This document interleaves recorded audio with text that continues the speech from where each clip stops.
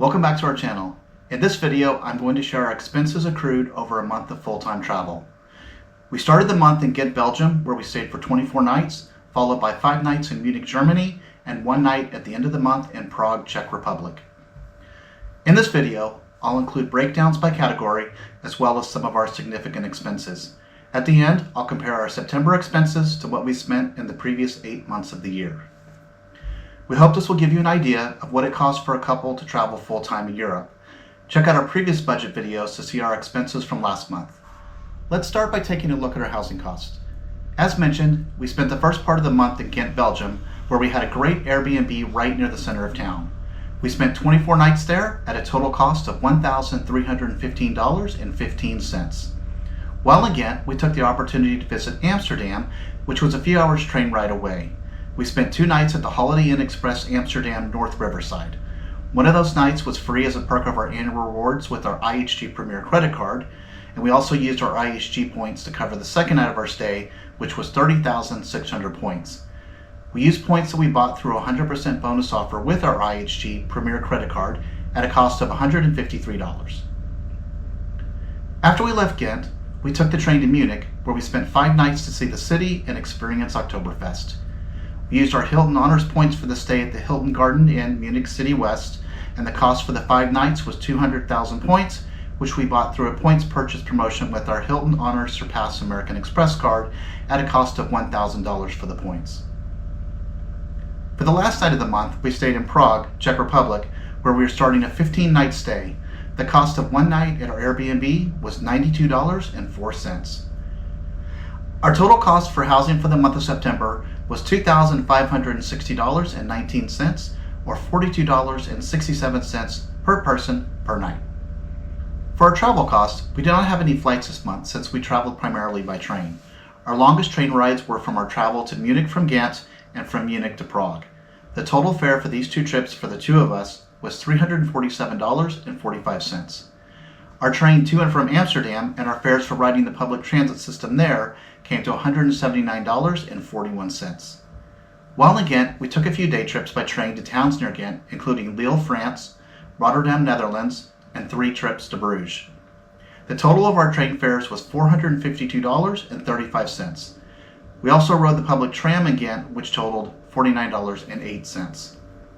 While in Munich, we rode the public tram several times, which came to a total of $71.39.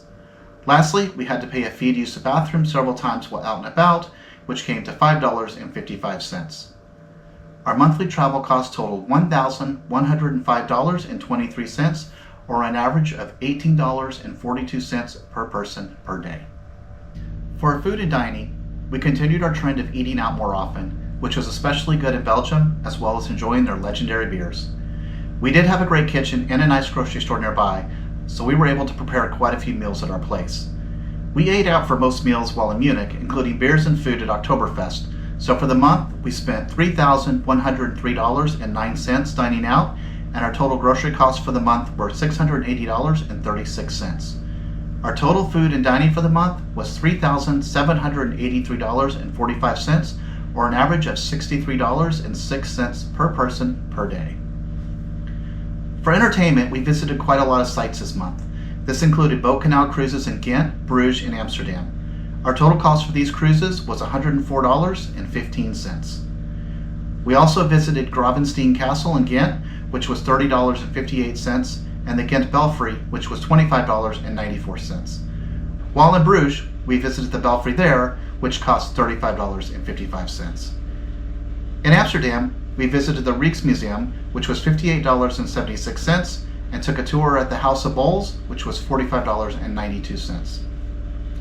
Lastly, in Munich, we rode the giant Ferris wheel at Oktoberfest, which was $25.75. Our total cost of entertainment for the month was $326.65, or a per person daily average of $7.07. For our discretionary category, our expenses were quite a bit more than usual. We had the typical medications and toiletries that we purchased at pharmacies, which came to $187.44.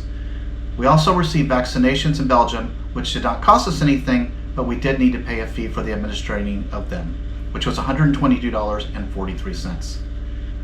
We also needed to purchase some warmer clothes as the temperatures were beginning to drop, so we bought some new clothes that totaled $232.76.